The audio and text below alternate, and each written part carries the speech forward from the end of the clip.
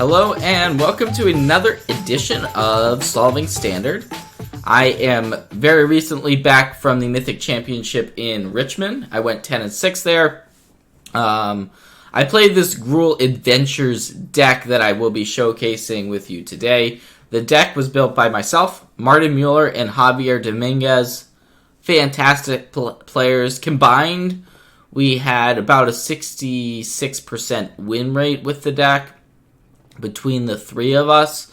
So, yes, we brought it knowing full well there's going to be a lot of food. That's the most popular. Those are the most popular decks, are the food-based decks, and we believe that we are favored in those matchups with this deck, this Gruul Adventures deck. So, hey, regardless of if Oko gets banned or not, I don't think that this deck is going to get hurt one way or another. It is a two-color deck. We've got a bunch of mountains and forests. Kind of the worst part about the deck is the mana base. You have to play 20 basic lands in the deck, which is like, alright. Sometimes you can draw only mountains or only forests, but hey, you have those 4 copies of Once Upon a Time, so those are going to help smooth out your lands and your creatures, help find you your Edgewall Innkeeper, because it is an adventure deck. This is possibly the most important creature in the deck, being that it helps draw you some cards once you start casting those adventure creatures. For Rimrock Knight, I know, yes, Rimrock Knight might seem like an underpowered card, and yeah, it is, but this deck has a lot of combat tricks, so we really want to be attacking, forcing our opponent into tough situations on blocks, and Rimrock Knight helps us to do that.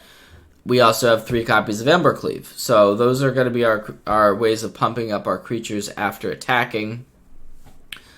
4 Bonecrusher Giant and 4 Lovestruck Beast are a little bit more powerful in terms of adventure cards, just big bodies that we're able to get down with an upside, whether we're shocking, whether we're creating that 1/1 human that helps our Lovestruck Beast be able to attack, because we have the additional 1/1 sitting on the battlefield. The 4 copies of Crawl Harpooner, 2 mana 3/2, right? That's okay. Like, if we don't kill something, that's fine, but hey, there's 4 copies of Gilding Goose in all of these food decks. If they play a turn 1 Goose and we Crawl Harpooner it down, that's a huge swing, and that's really why we're playing it.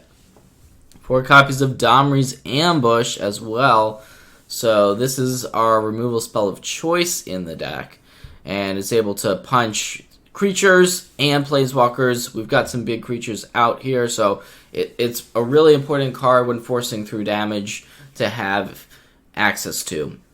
Questing Beast is just a really powerful card. We found it was the best creature to play after 3 mana in the deck, and also, if you're able to get an Embercleave on a Questing Beast, that is just a 1/2 punch that is almost impossible to deal with. Vigilance, Death Touch, and Haste. Lots of things going on with this one. And we've got 1 copy of Veil of Summer. Part of the reason for that is just, like, it's difficult to play around 1 Veil of Summer in the main deck, and it hits most every deck. So if you do draw that 1 copy, oftentimes you are able to blow your opponent out with it.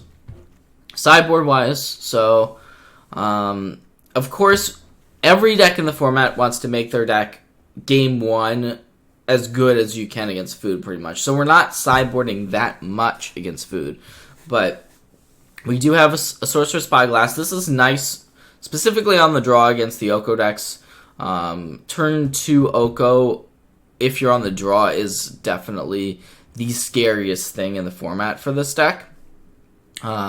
Frenzy is a nice way to board this in against control decks, against grindy decks, against decks where you think the game is going to go long. It's a perfect card in those matchups. Flame Sweep against Celestia tokens, maybe against a Knight's aggro deck. Cindervines is great against your Wilderness Reclamation strategies, against your various control decks. I've blown up Prison Realms with it. Just having a 2-mana card here in this slot that comes in in a lot of the matchups where you're taking out your Domri's ambushes is really good. 2 copies of Lava Coil, mostly for opposing creature decks. Ember's Shieldbreaker. This was kind of a last-minute addition to the deck, but it's mostly for Witch's Oven. We want to just be able to get those ovens off the table. A couple more Veil of Summers for those decks like the Black-Green Adventures. Decks that have more than 4 removal spells are like more than 4 black removal spells. Like if you're playing against a deck with 4 Mortarous Rider and 4 Noxious Grasp, then you want all of your Veils. And then 1 copy of Shock against, mostly this is just if you're against an Edgewall Innkeeper deck on the draw, you just want to be able to kill the Innkeeper, and Shock allows you to do that. So this is the deck, and we are going to be battling with it, rather.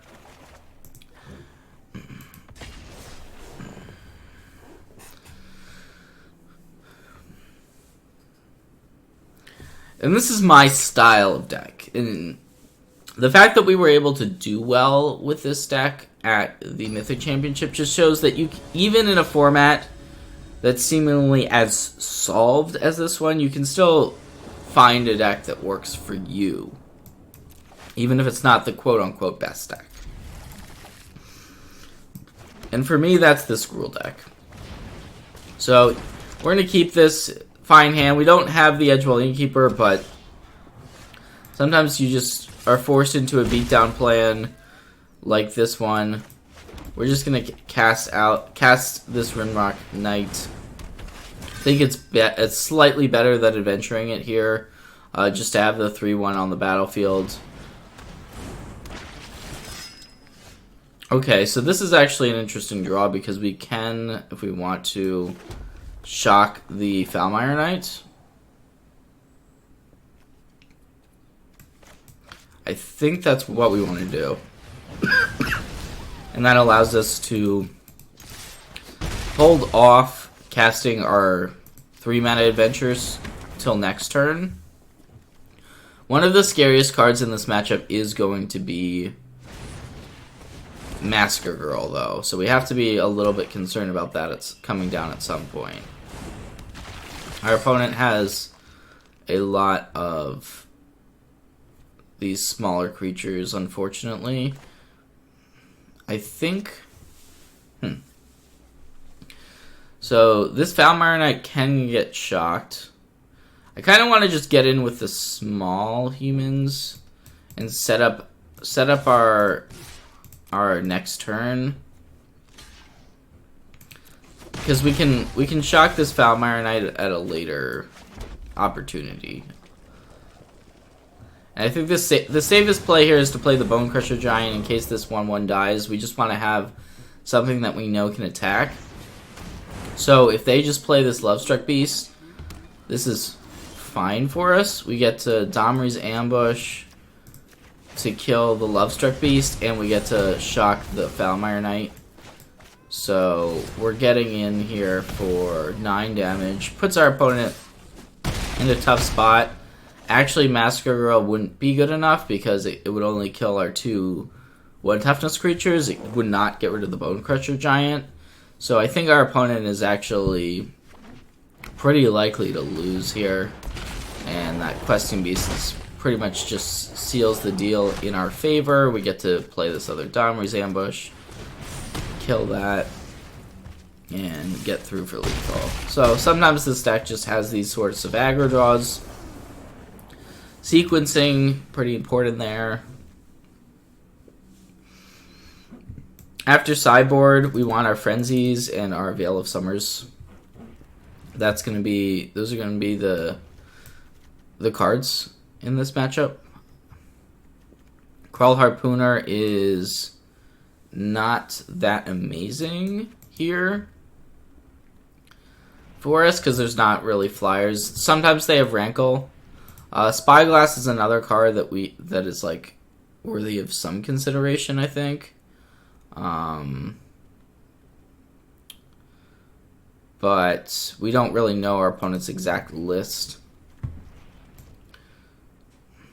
So I think I'm just going to take out the Crawler Harpooners. I'm going to board in 1 shock. to get rid of an Innkeeper while we're on the draw. Also, I like taking out one copy of Once Upon a Time, because it's not, Once Upon a Time is not that great with Frenzy specifically. So I think I'll just board in the Spyglass, because it does hit Liliana, it hits the 4 mana Vraska. On the draw, we have to be answering what our opponent's doing to some extent. So Spyglass is one of those reactive type cards, and we actually have it here. So we'll see if it's going to be any good or not. I am going to keep this.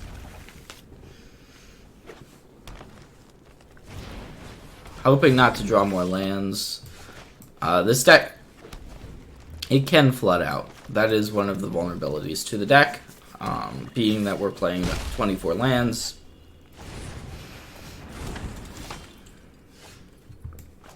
And as you can see here, we're already kind of on the back foot. So we've got the option of Spyglassing or Bone Crusher Gianting. I think we want a Bone Crusher here. Maybe just save the Spyglass for a later opportunity, like if our opponent plays before turn 6, to at least shut down Lily. But we might just have to play this Bone Crusher Giant out this turn, which I think we do. We just have to get this on the board. It might die to a Murderous Rider.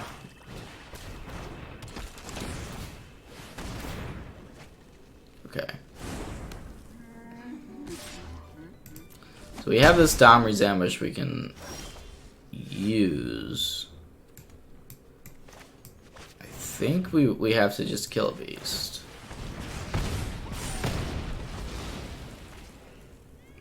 And then, I guess I want to see what's in our opponent's hand, because we might lose this game, but we're at least going to get some information. And our opponent has a really, really good hand, actually. Only double green, so we don't have to name Vivian. I'm just going to name Liliana, but this is just a fantastic hand for our opponent. And we could actually get in for 5, which is like, no, we can't, because our opponent has a Questing Beast and we would just die. So I will not do that.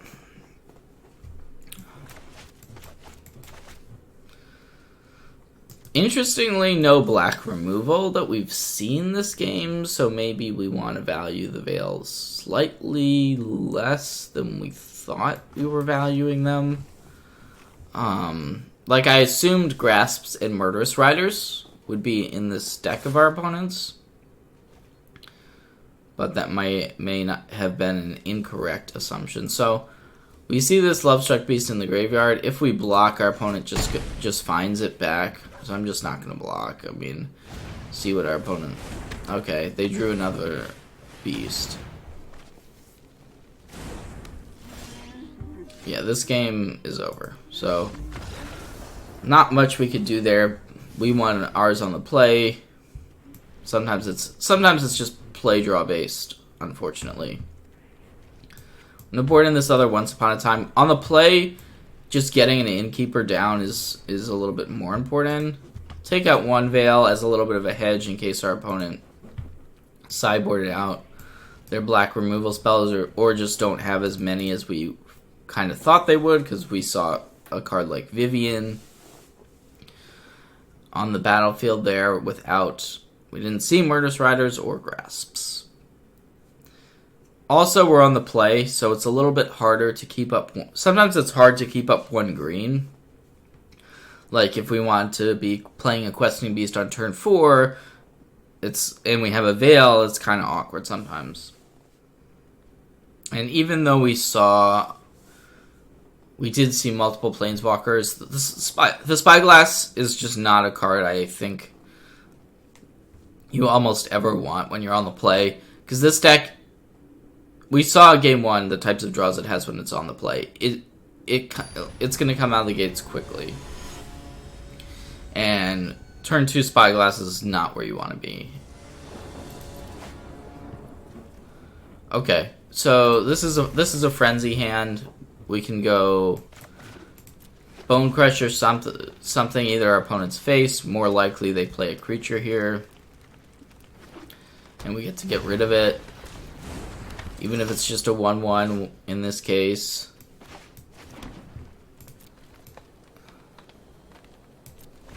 So I think we want to just wait and take this 1 damage, because if our opponent plays like an Edgewall Innkeeper here or a Foulmire Knight, we would kill that instead of the 1/1. So that's the reason why we're taking an additional point.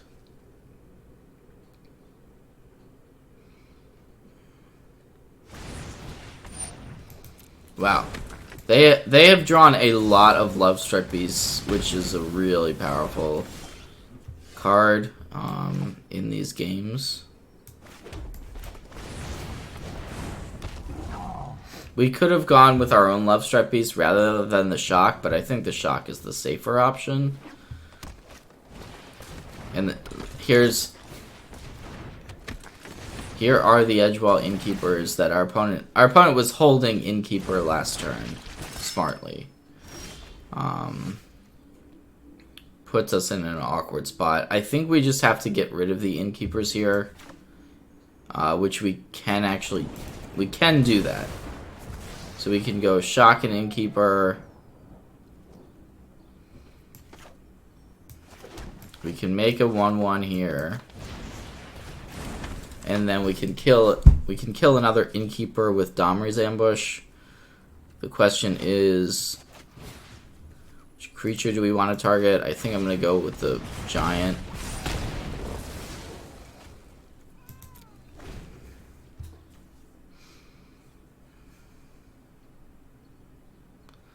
So that way we're stopping our opponent from drawing a bunch of cards, which is something.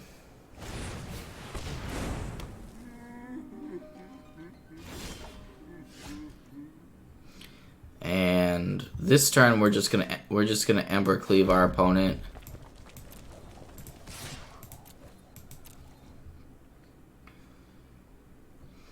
Or we could just play this Lovestruck Beast out.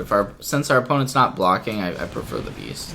If they had blocked, we would have had to Embercleave there.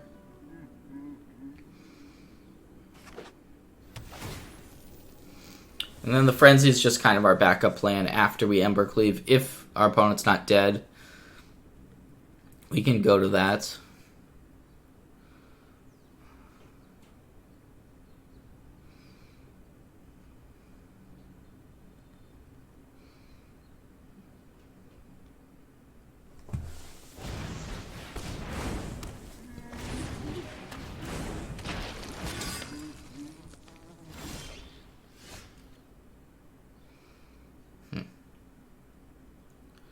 So we don't necessarily need to attack with all of these creatures. I think we just send in the Bone Crusher Giant.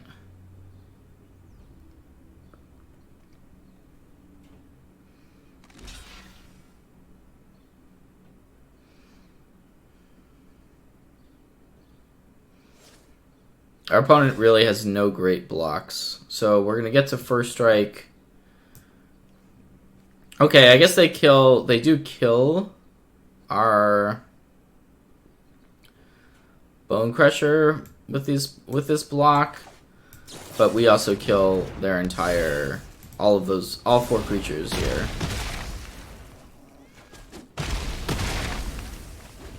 So, and we still have the Embercleave, which we can equip to something. But I guess if they play a Liliana on this turn, it's bad for us. There's definitely some scary things that could happen. But actually Lily, even if they went Lily minus, we could still shock the Lily and kill it, and then play Bone Crusher.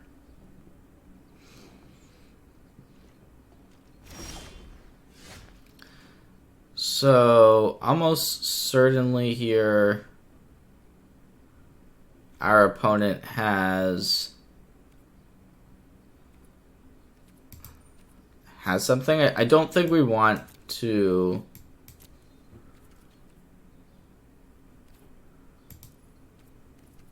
Yeah, we're just gonna attack and then Bone Crusher this Night Before blocks.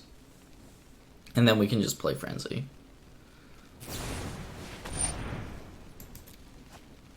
Like, the reason why I'm doing this is our opponent might have a Murderous Rider, might have a Noxious Grasp. Okay, so, like, yeah, we're happy with this sequence. And I'm just going to land the Frenzy. We could play the Bone Crusher, but I think just getting Frenzy in plays... It's too strong, and we can play the Bone Crusher on the following turn. And Frenzy just allows us to take over the game. It's just such a powerful card. And if we don't have things we can play off the top of our library with the Frenzy, we can still play our Adventure Creature. We can play the Bone Crusher Giant still. Okay. Also, we don't have any cards in our hand, so we're not super vulnerable to this. Our opponent might have us draw a card, which they are going to do. We have this Bone Crusher on top of our library now, which I think we may just want to go ahead and fire that off. So I'm going to do that just for the shock effect.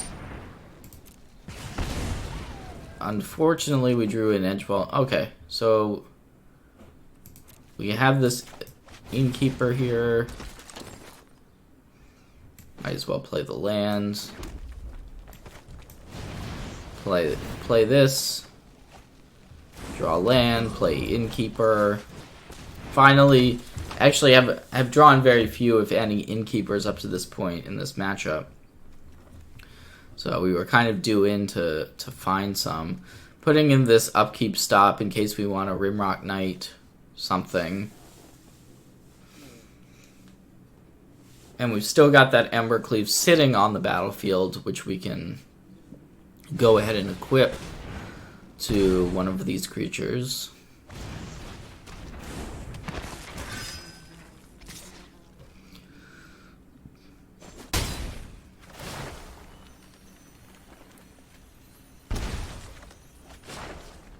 Okay.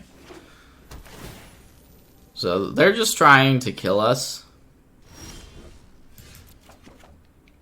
We have a Veil of Summer on top of our deck. That's actually perfect because it gives us protection. It gives us protection against the various black removal spells our opponent can cast here. So this is almost certainly just a lethal attack that we're about to go to. We're about to kill our opponent, even if they have a Murderous Rider.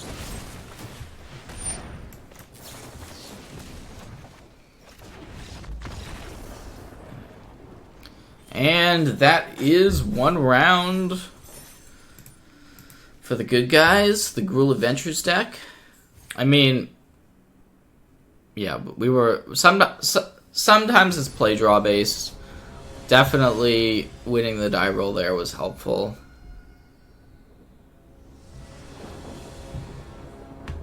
See if we can do it again.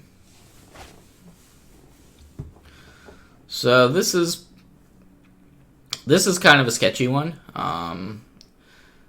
This, for me, is a keep. It's a keep, but it's not a great hand. And we're on the draw, so we did not win the die roll.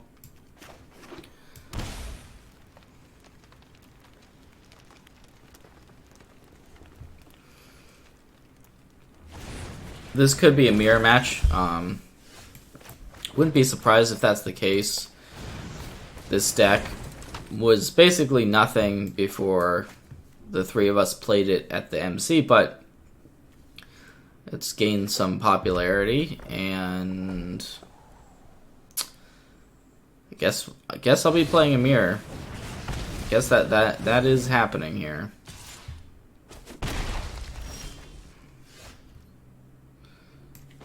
So drew the mountain, which is not bad. Crawl Harpooner is just a 2-mana 3/2 in this matchup, so I'm going to go ahead and play that.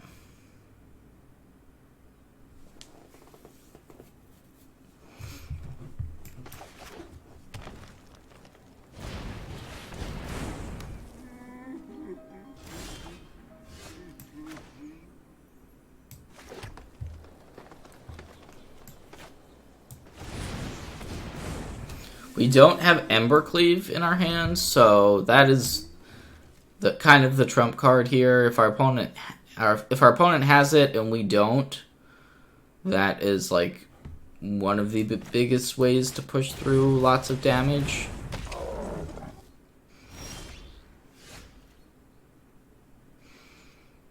So they just played Bone Crusher Giant and passed, which means they have 5 cards in hand. Decent chance that one of those is an Embercleave. I think with that being the information we have access to, we just want to be the aggressor here. So I'm going to Domri's Ambush. I'm going to make a 1/1 and attack with both of our creatures. Put our opponent in a spot where if they're trading, they're no longer Embercleaving us.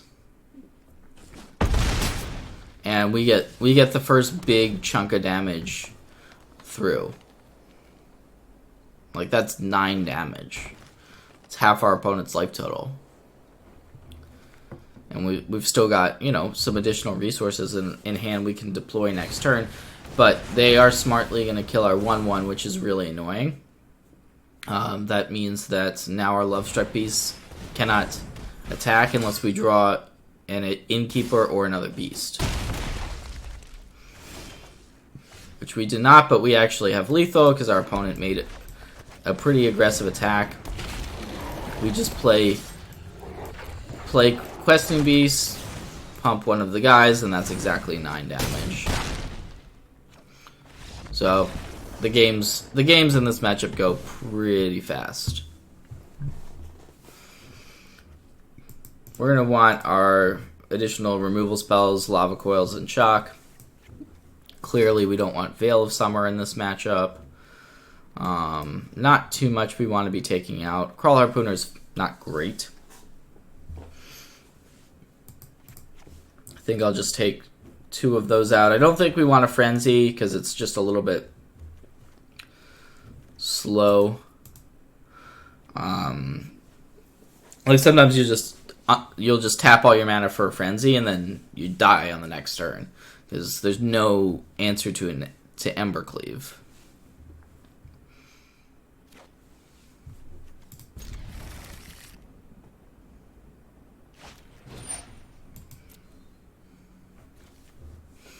So we'll see. Our opponent's probably trying to set up an Innkeeper. If they have that, which they do.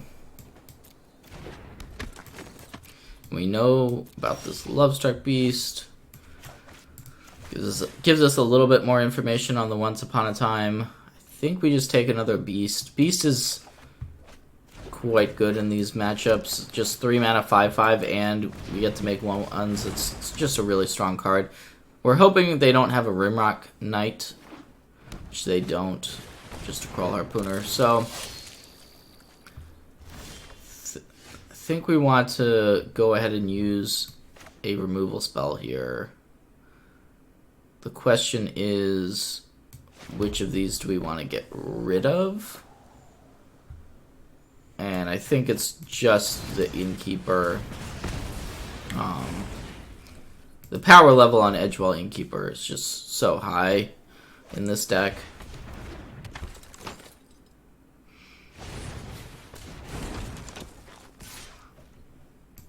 Okay, not a bad turn for our opponent, even though they did miss a land drop.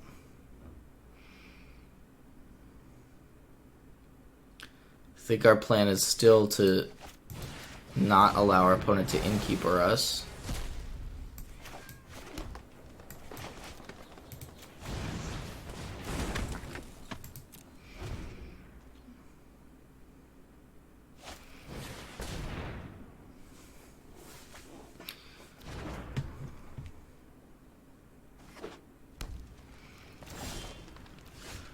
Alright, so they just passed there, and did not attack. So that is pretty good.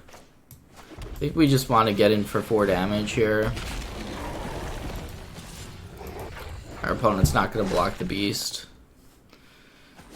They could Domri's ambush it. They could lava coil it. The questing beast. But hey, 4 damage is something.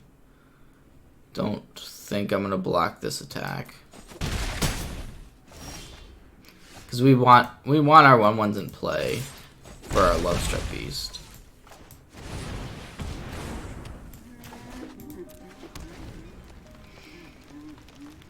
And it actually turns out that because our opponent's mana screwed, we're the aggressor here. So they might have a Rimrock Knight.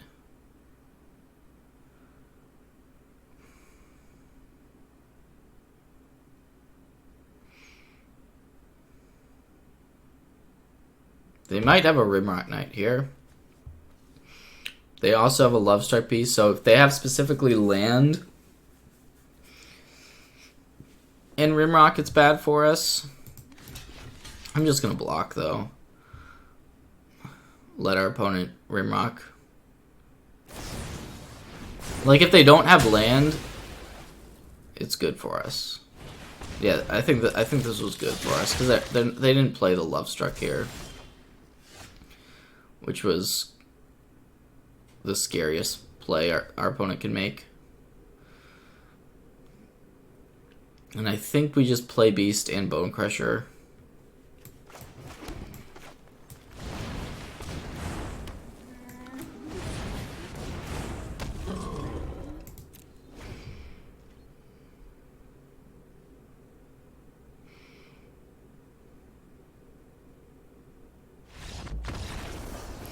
I'll take it.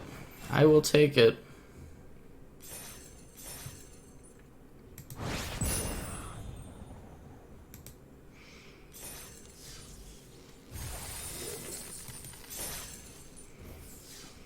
Unfortunately, I have 2 quests that I cannot complete. White, blue, and black spells are the spells that this deck is not. It's not capable of casting, unfortunately.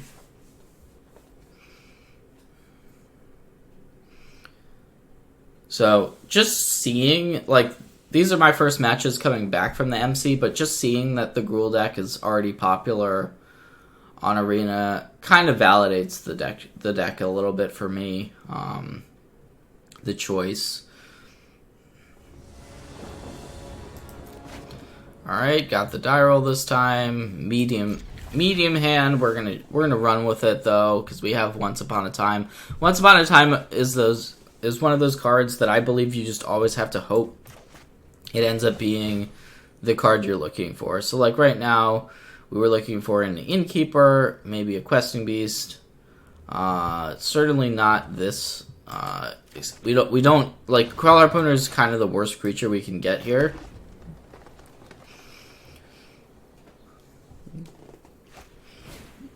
Because now our opponent knows about it. They're not going to play a turn 1 Goose against us. Even if they have one, they're not going to play it.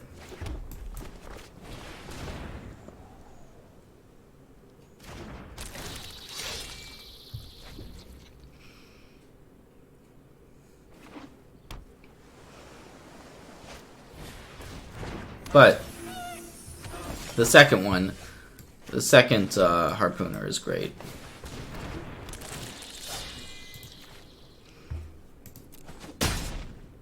Just being able to get rid of that Goose means no Wicked Wolf coming down this next turn. Oko doesn't accomplish our opponent that much.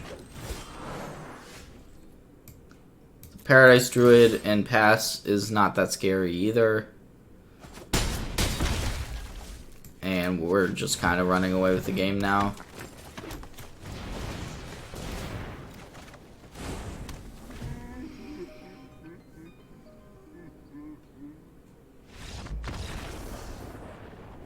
Alright, so Forest Island, I'm going to kind of assume that that's Simic. We don't know what interaction spells our opponent's playing. I sometimes like to board in some amount of frenzies, like 1 or 2. I'm going to board 1 in. Spyglass on the draw, that comes in. We can take out a beast, because we're on the draw, a little bit worse. And, you know, not too much that we want to be sideboarding out. I'm just going to take out 1 Once Upon a Time. That's going to be it. Don't know the exact number of veils. Like, if we saw 4 Aether Gust, 4 Brazen Borrower, I would want more veils. But if it's just like, you know, 2 Gust and that's it, then veil is actually not that great.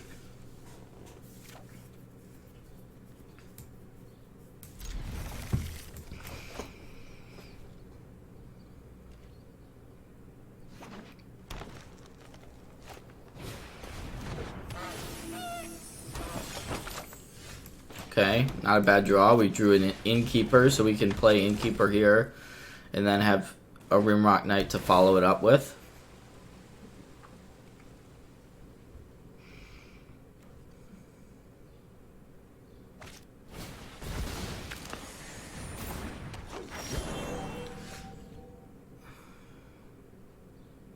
And I think that's our play. Not gonna play the Harpooner right now. We can potentially do that next turn, but I'm gonna attack. I don't expect our opponent to block, but they could. Just seems like they are gonna be mana hungry based on that play. Wicked Wolf. Okay, so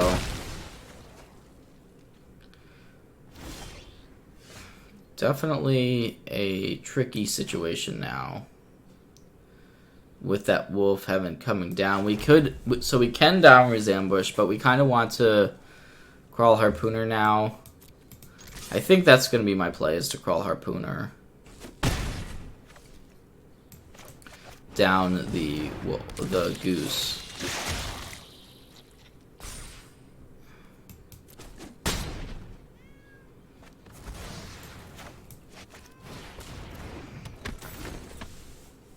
See what our opponent can come up with this turn. Pretty important turn. And is a second Wicked Wolf, which is annoying. Our hand is pretty good still. The question is, how do we want to... Like, what's the most efficient way to use this hand? We could go... Double Ambush.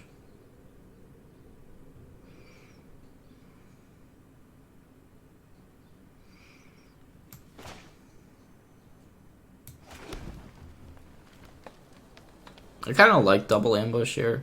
I think I'm just gonna make this Crawl Harpooner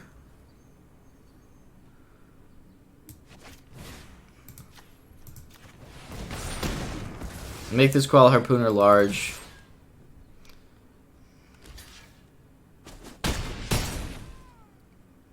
Clear up the board, and Questing Beast should be a really nice follow-up to this.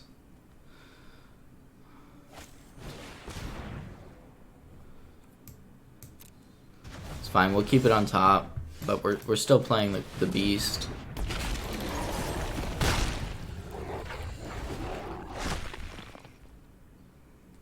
I guess if our opponent plays an Oko and turns this into an Elk, that would be annoying. Now we're in a spot where if we were to draw Domri's Ambush again, we wouldn't want to block, but I think I'm just going to block, and those seem destined to trade. Our opponent's only got one card in hand. I think we want Lovestruck Beast to be able to go Harpooner and make a 1/1. Seems okay.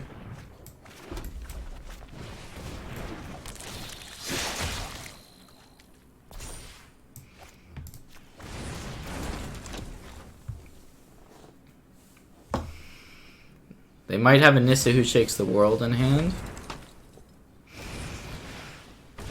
Okay, Lovestruck Beast is pretty good. That means we can't do anything. We just have to pass.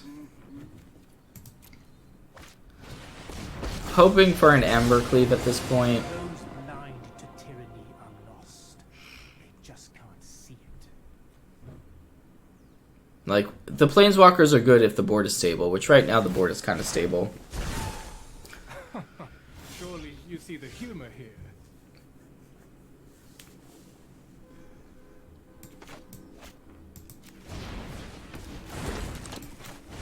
I'm just going to play out the land, actually. I should have done that before in case we draw Frenzy. It's better to have the land in play.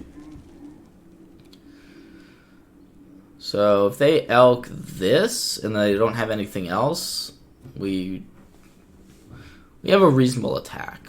We're still looking for Embercleave as the way to push through these last few points. It's not poison. Trust me. Alright, so now we can and want to get in with a 5/5 Lovestruck Beast.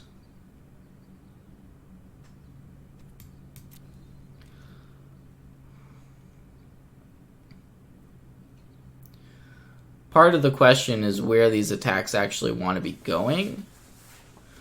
Because now, like, the Oko is also a threat. Just because it continues to make food. So, our opponent can say, chump the beast.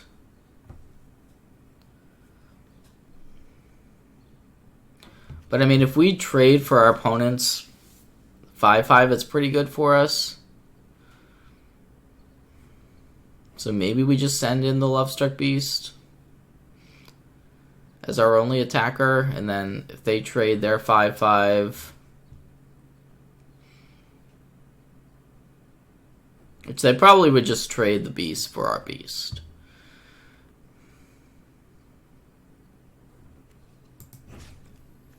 I think I'm going to do that. If we attack with everything, then their Lovestruck Beast gets to actually kill one of our creatures. So maybe they value that. Yeah, I mean, they're valuing it higher than ours, which makes sense. So they're gonna chump. I like the attack. And now we've just got a bigger board for next turn.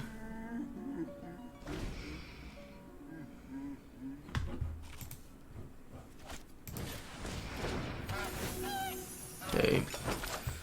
So they may make one of these food into an elk. We'll see. They could also exchange. -5 the Oko. Oh dear.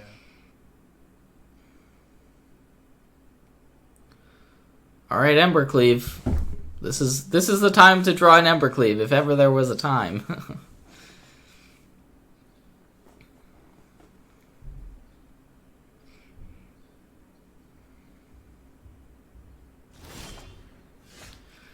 Alright, Forest. Not the most impressive draw step. But I think we're just getting in with all of our creatures here. Just attacking our opponent directly. Force them into blocks they don't want to make, hopefully. Maybe they'll play around us having a burn spell.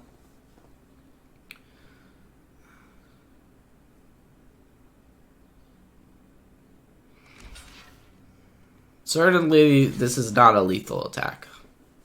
But if they have to chump with the Goose, for example, that's good, because the Goose, over the course of multiple turns, being able to generate extra food is a big deal.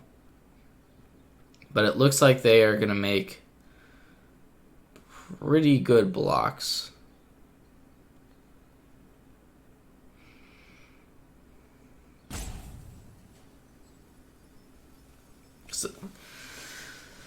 because they are going to try to keep this goose around.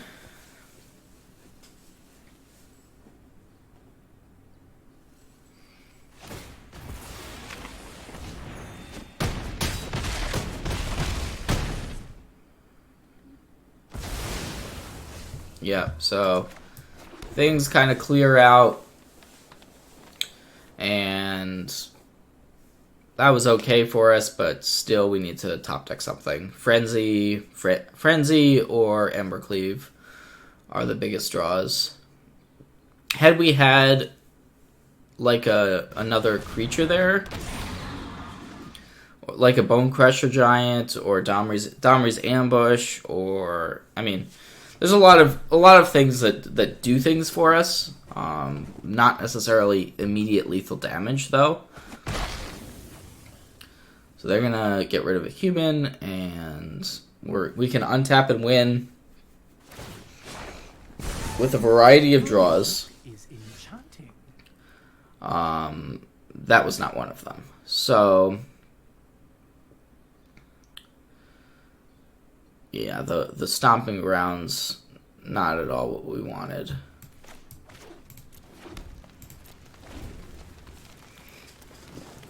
I'm just going to keep the Lovestruck Beast in play because it's the best thing to put an Embercleave on if we do draw it. Otherwise, we're just stuck with 2 1/1s to Embercleave up, which is not that exciting.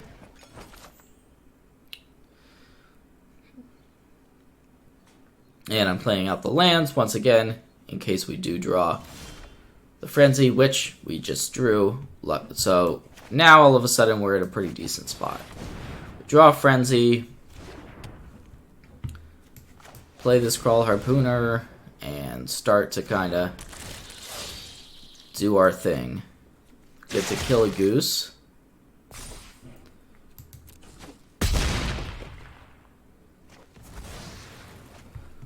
And of course, oh wow, wow. We've drawn a lot of Crawl Harpooners. I think that was that's the fourth. Is that the fourth Harpooner? And so this has just been an insane turn.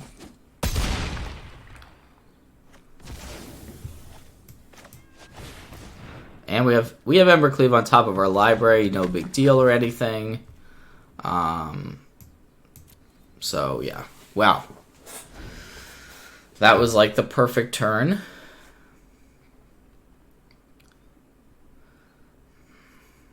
And we can go ahead and upkeep the Embercleave. So maybe this fights and kills the Innkeeper. That's fine. We'll see what they do with the Oko. Oh dear.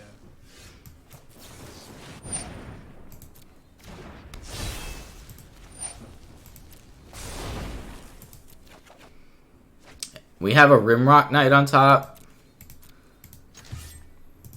We're just going to kill our opponent this turn. And there's the concession. Turns out Frenzy on a stable board. It's pretty good.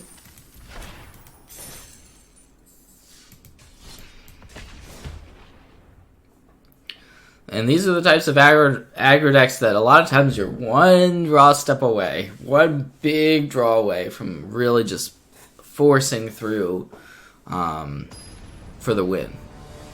And that's kind of this. For a number of turns there, we were like, give me an Embercleave, give me a Frenzy, give me something. We can keep here. Ooh, basic Swamp. Alright. Alright. So, this could be Rakdos Sacrifice. We'll see. I think Crawl Harpooner is the one we want to lead off of because it's not good in these matchups, but it's a 2-mana 3/2 reach. And this turn we're just gonna get in for 5. Nothing too exciting.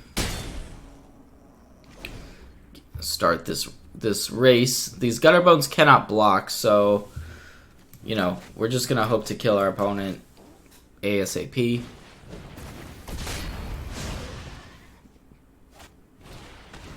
Okay, actually there's some Knights stuff going on here. We could actually Domri's Ambush this, putting a counter on the Rimrock Knight. That might be better than playing a Questing Beast, because we get in for 7, and then we could Beast next turn. I think I like that the most. Because it allows our Rimrock to be able to attack, and we're just trying to get in as much damage as quickly as possible.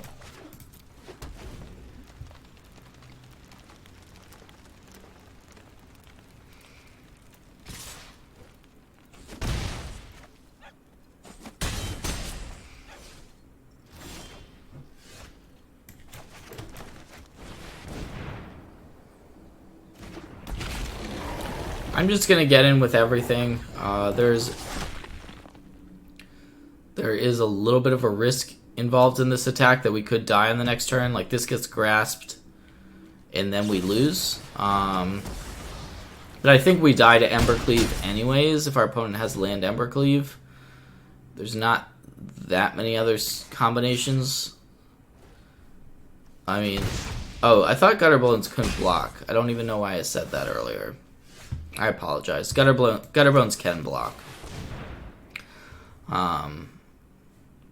But this is probably lethal, because our opponent can grasp something, but it's not enough.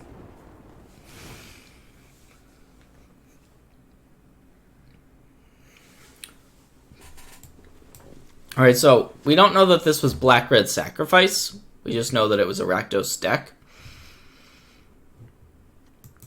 And we want Lava Coils, Shock, Flame Sweep.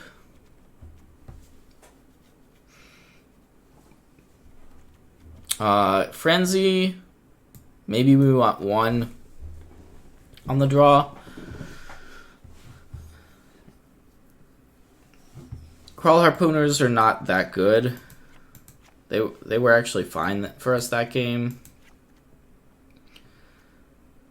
Gonna be shaving some things.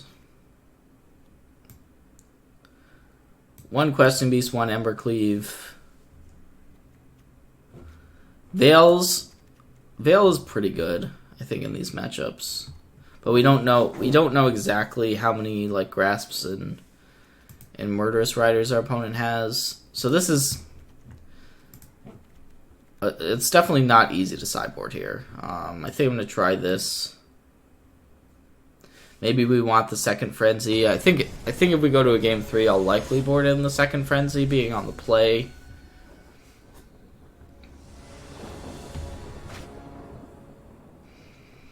All right, this is an interesting one. I'm gonna keep this.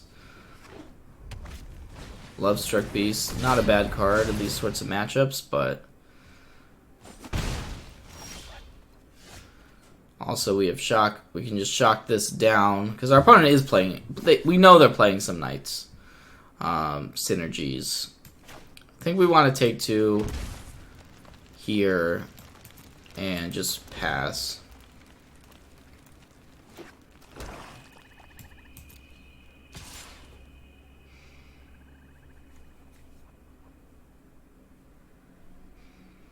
See, what are their 2 drops that they can have? Maybe we take this and see what our opponent plays. If they play just like a Knight of the Ebon Legion, we might want to shock that instead. Okay, they didn't play anything, so whatever, I'm going to use the shock.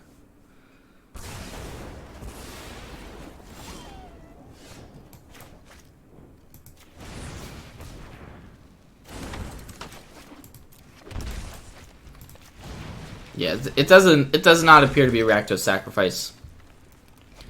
It's just they might have cards like Rotting Regisaur in their deck, which is pretty annoying for our deck.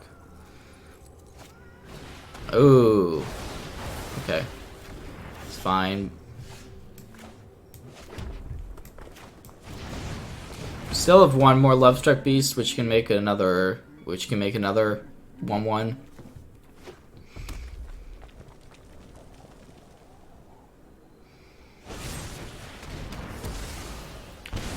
So this does seem like a matchup where we want our Veil of Summers based on the cards we're seeing our opponent playing.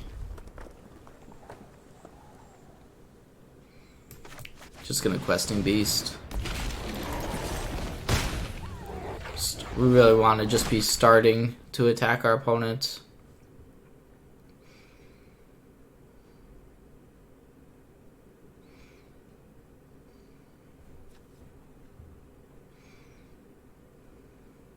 This was the one copy of Crawl Harpooner that I still had in the deck.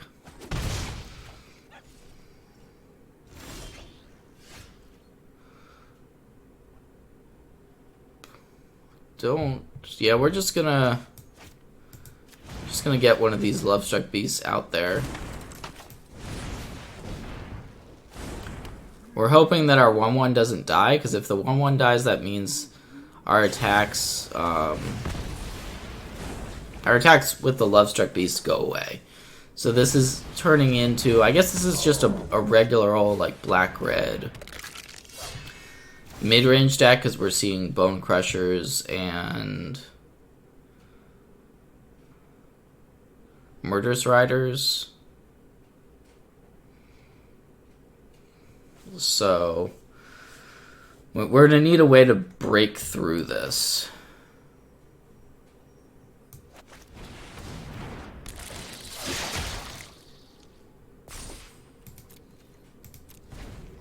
And I think we're just going to shock a Fervent Champion.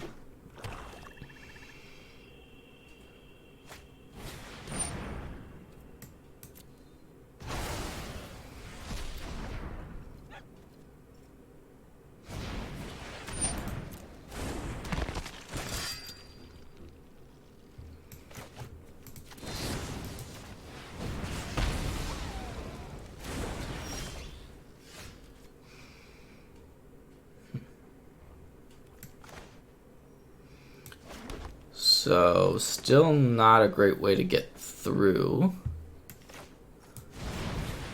this board. We could shock a Gutter Bones, but that isn't super appealing.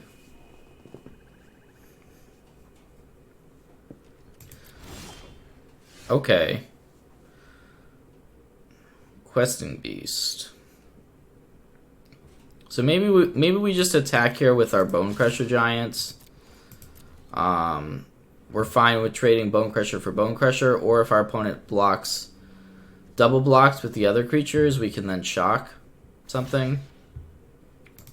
And so with that being the trade, it frees up our Questing Beast for next turn. And our opponent's not going to be able to get through our two Lovestruck Beasts.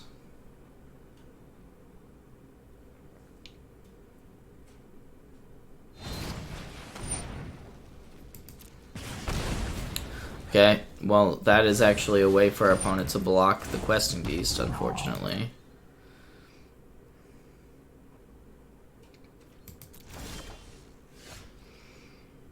I'm just going to play it out. We have this Veil of Summer in our hand. So, ooh, Castle's actually sick here.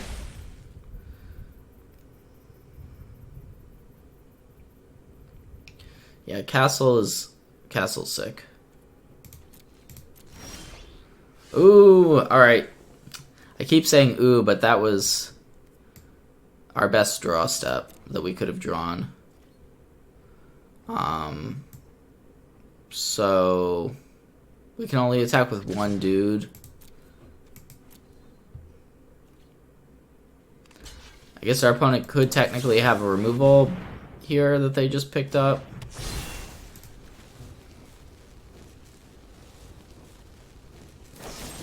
Ugh. Okay. Alright. That's frustrating. Maybe I should have realized that and just not gone for Embercleave there until we could have another attacker. Because if we do that, we get to have Veil of Summer protection, which is big.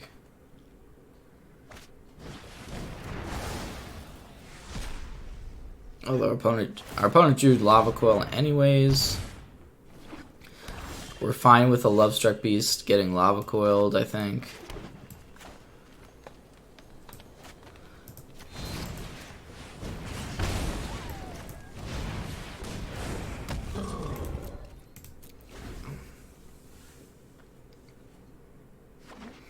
Alright, well this time we have to protect our Bone Crusher. Because it's like our last good threat we can put an Embercleave onto. I think our opponent might be dead.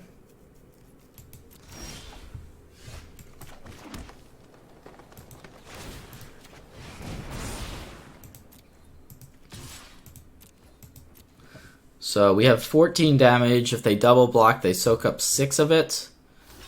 So that would have them going to 1.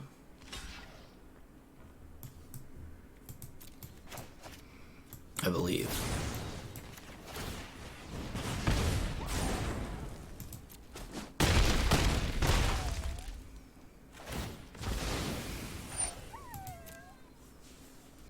Well, it means they cannot activate the castle anymore. So that's good news.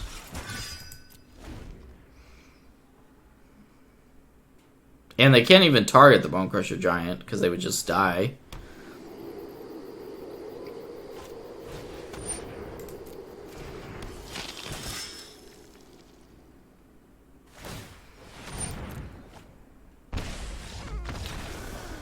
And that is it. That's all she wrote.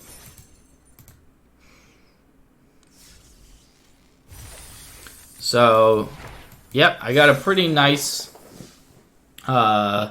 variety in terms of what we played against today.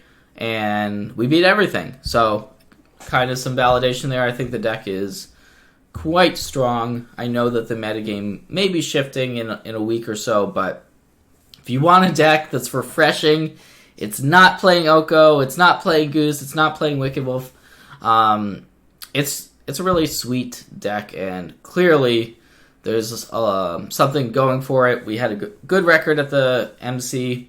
Definitely go ahead and try out Gruul Adventures. Thanks for watching.